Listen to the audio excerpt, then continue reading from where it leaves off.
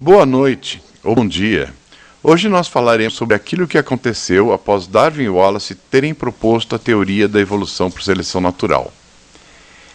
Imediatamente após a publicação de seus trabalhos, houve boa aceitação por parte dos naturalistas a respeito da possibilidade de evolução por esse mecanismo. Entretanto, durante a segunda metade do século XIX, o ponto central da ideia de Darwin e Wallace foi sendo deixado de lado, pouco a pouco. A falta de bases factuais, principalmente com relação aos mecanismos da hereditariedade, contribuíram para que isso acontecesse. A evolução dos organismos e a ancestralidade comum, entretanto, haviam sido aceitas pela imensa maioria dos naturalistas da época. Esse fenômeno ficou conhecido como o crepúsculo do darwinismo.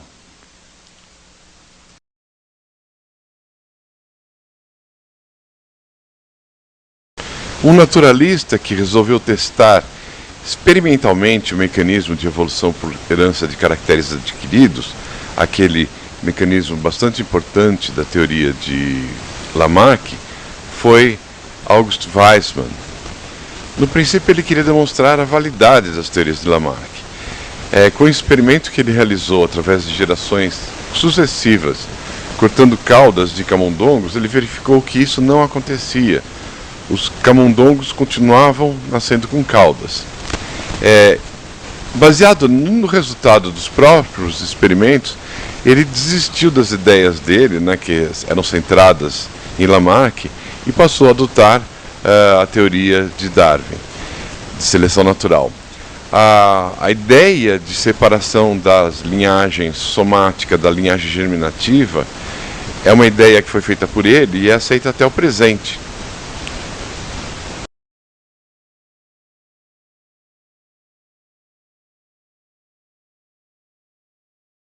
Outro importante naturalista que se tornou darwinista foi Haeckel. Esse zoólogo alemão, ele chegou até a ministrar as ideias de Darwin no ano seguinte à publicação da Origem das Espécies, ou seja, em 1860. Ele ficou bastante conhecido por colocar o desenvolvimento em conjunto com as ideias evolutivas.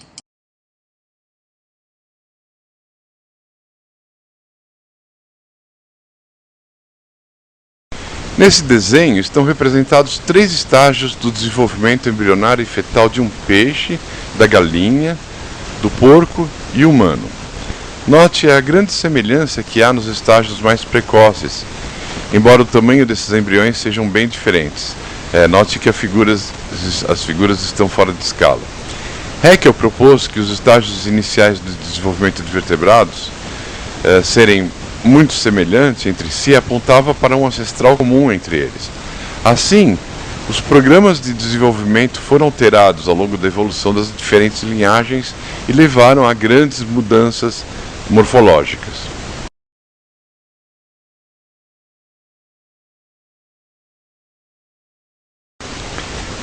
Por incrível que possa parecer agora, até o comecinho do século XX, havia ainda a aceitação da teoria da geração espontânea com relação a micro-organismos. As pessoas acreditavam que se certos materiais eram deixados inertes, eles poderiam se tornar vivos por fermentação, essas coisas.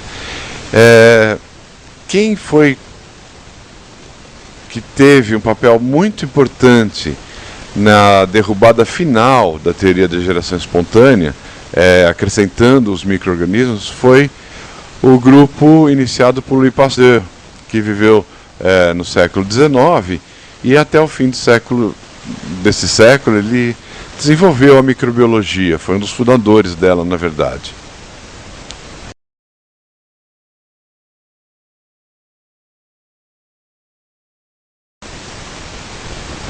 Como nós já falamos, uma das deficiências da teoria de Darwin era uma teoria sólida da hereditariedade. No próprio século XIX, teve esse pesquisador que acho que todo mundo conhece, Gregor Mendel, que estabeleceu as bases da genética moderna. Acontece que Mendel, quando fez seu trabalho, depois, a partir das críticas que ele recebeu, ele começou a acreditar que aqueles mecanismos que ele descobriu teriam uma aplicação muito pequena, seriam restritos ao grupo de plantas nos quais ele trabalhou. Então esses achados ficaram desconhecidos até o fim do século XIX.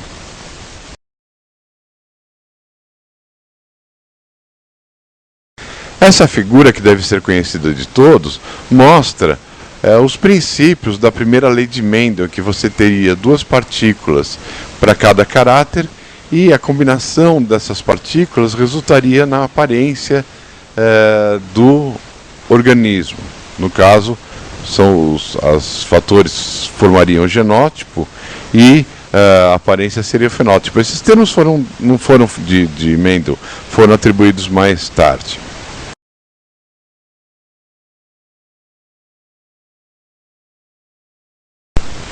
Só que o Mendel não foi o único pesquisador que estava verificando os efeitos da hereditariedade. Francis Galton, que era primo de Darwin, que trabalhava na Inglaterra, ele fez uma série de medidas a respeito de pais, filhos e, em geral, indivíduos aparentados, e chegou a algumas descobertas bastante interessantes a respeito da genética. Ele foi muito importante para a fundação da estatística.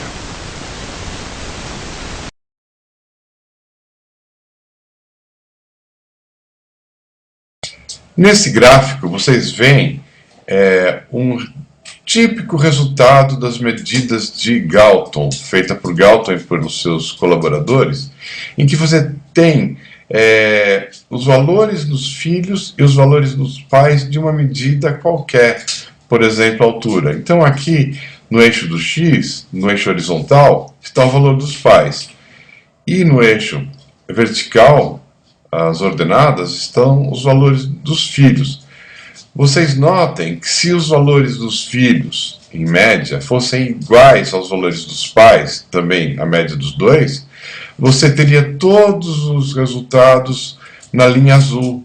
Mas não era isso que se observava. Quanto maiores os pais, os filhos tendiam a ser um pouco menores. E quanto menores os pais, os filhos tinham valores maiores. Isso significa que tinha uma força que trazia para a média, uma chamada lei da regressão para a média, ou lei da regressão para a mediocridade de Galton.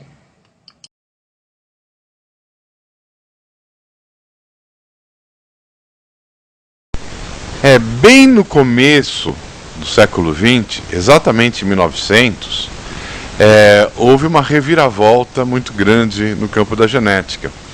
3 pesquisadores, Hugo de Vries, Correns e Checkmark Seinzeg, eles fizeram experimentos e que depois eles verificaram que as conclusões que eles tiraram já tinham sido feitas por Mendel. Os 3 publicaram, os 3 eram botânicos, esses resultados, e apresentaram, deram os créditos para o Mendel, certo? Só que eles tinham uma visão, eles eram também evolucionistas, e eles começaram uma vertente que era a vertente saltacionista, segundo a qual a evolução se daria aos saltos, não se daria de uma forma lenta e gradual como os mendelistas, como os darwinistas enfatizavam.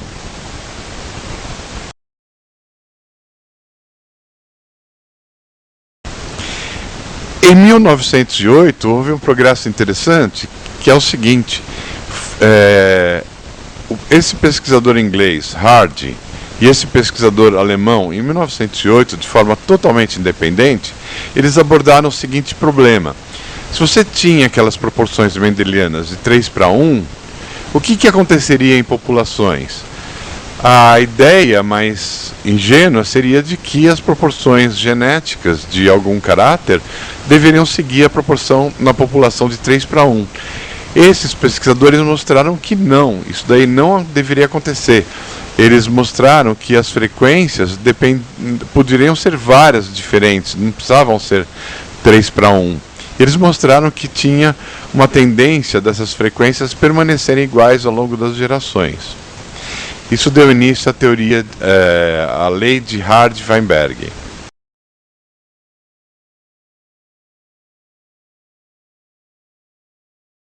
Aqui nessa figura nós temos a representação de como funciona essa lei de Hardy-Weinberg. Suponha que em uma população tenham dois alelos para um gene. Um alelo azul e um alelo branco. Então você tem óvulos que são azuis e óvulos que são brancos, porque eles são haploides, eles só têm uma cópia do genoma. Os espermatozoides também, eles só têm dois tipos, azuis e brancos. Quando eles se juntam para formar os indivíduos, para formar a célula ovo que vai dar origem aos indivíduos, eles podem formar três tipos de combinação: azul, branco-branco e azul-branco. Então,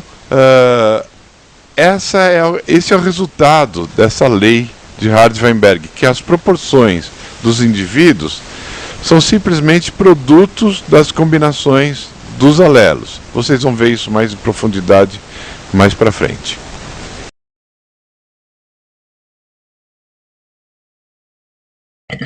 Um outro pesquisador bastante importante na história da genética foi Morgan.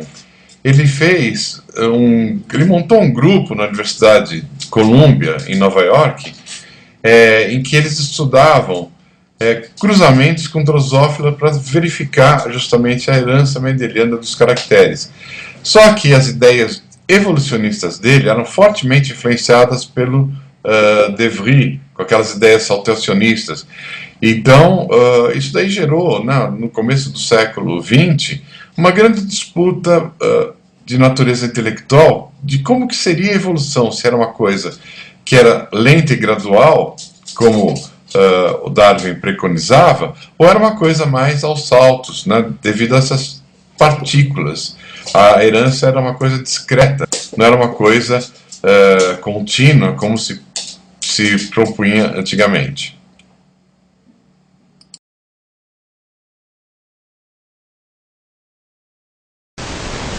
No começo do século XX, então, havia uma grande disputa sobre a natureza da genética.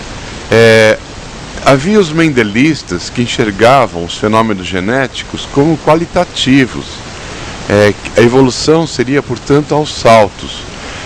Por outro lado, havia os biometricistas, aqueles que enfatizavam quantidades, coisas que variavam continuamente, como altura, peso, etc. Quem foi o responsável pela união das duas correntes num arcabouço teórico só foi o Ronald Fisher.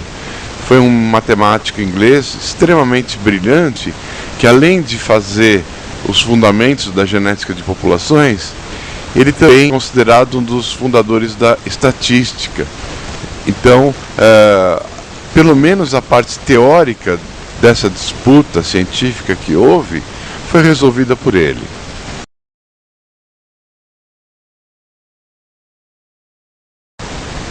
Aqui nessa figura está mostrada claramente como que vários alelos que influenciam um caráter podem produzir aquelas distribuições bastante contínuas, suaves, em que você tem alguns indivíduos com valor menor, alguns indivíduos com valor maior, e você tem o grosso da população com valores intermediários, onde prepondera os mais próximos da média. Então, à medida que o número de genes que influenciam o caráter aumenta, você tem maior suavidade nessa distribuição fenotípica. A genética de populações tornou-se, assim, a base teórica da evolução, a evolução que acontecia dentro de populações. Um dos contribuidores mais importantes foi Haldane, um inglês que atuou em muitos sentidos. Ele foi um grande teórico da evolução.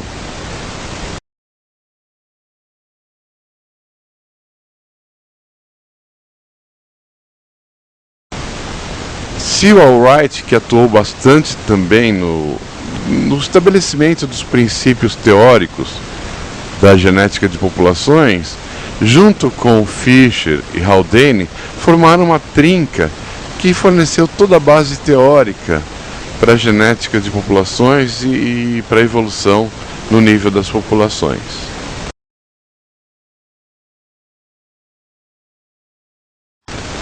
Além do lado teórico, que foi feito basicamente por Haldane, Fisher e Wright,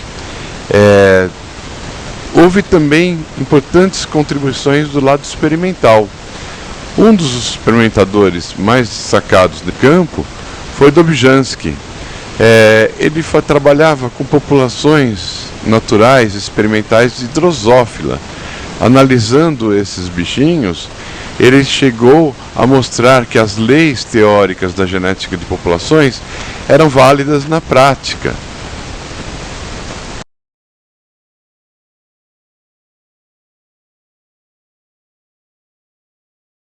Além do lado experimental, outro lado bastante importante na solidificação da teoria da evolução do século XX, veio do lado da paleontologia, que é o estudo dos fósseis. Um dos expoentes dessa linha de pesquisa foi George Gaylord Simpson, que ele era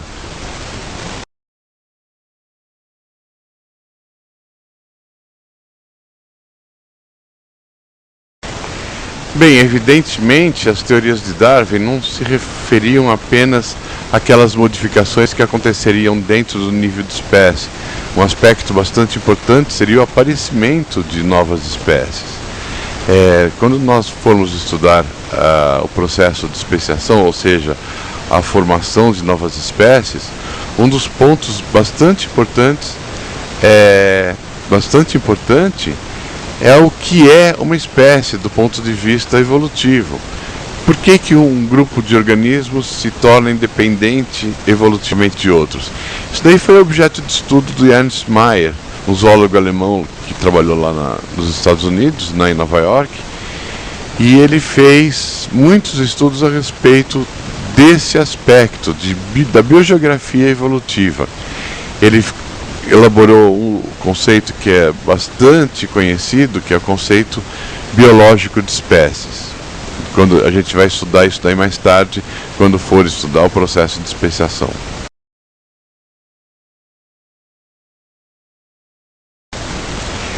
Foi dentro do ramo da biologia conhecido como biologia molecular que apareceu finalmente as bases sólidas do material genético. O que era o material genético? Essa foi uma questão que foi abordada também desde o começo do século XX, e quem decifrou, assim, um dos grupos que decifraram formalmente a natureza do material genético foram um grupo de pesquisadores, Avery, MacLeod e McCarthy, que fizeram experimentos que levaram à conclusão de que o DNA e não qualquer outra molécula que eram responsáveis pelo material genético.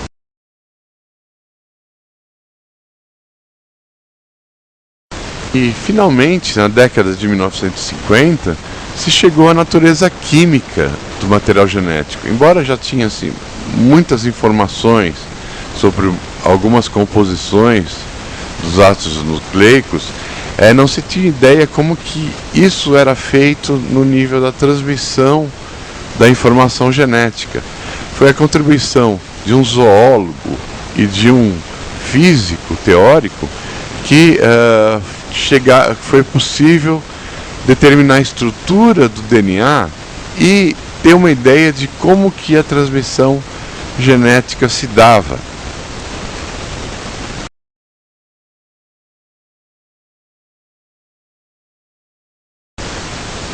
Essas fotografias que estão mostradas aí é o padrão de difração de raio-x que acontece quando você bombardeia um cristal de DNA com raio-x. Isso daí é como que fica a chapa fotográfica após o raio-x passar pelo cristal de DNA. esse arranjo é típico de estruturas que tem uma forma helicoidal, uma forma de hélice.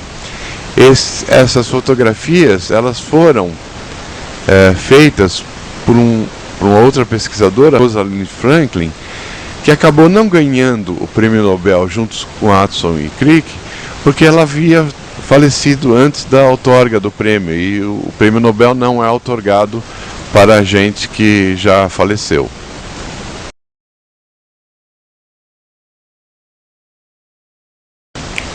Curiosamente, no mesmo ano em que Watson e Crick publicaram a sua estrutura do DNA, Stanley Miller ele tinha publicado também nesse mesmo ano experimentos que mostravam a possibilidade de haver síntese de compostos muito importantes para a vida de forma espontânea em certas condições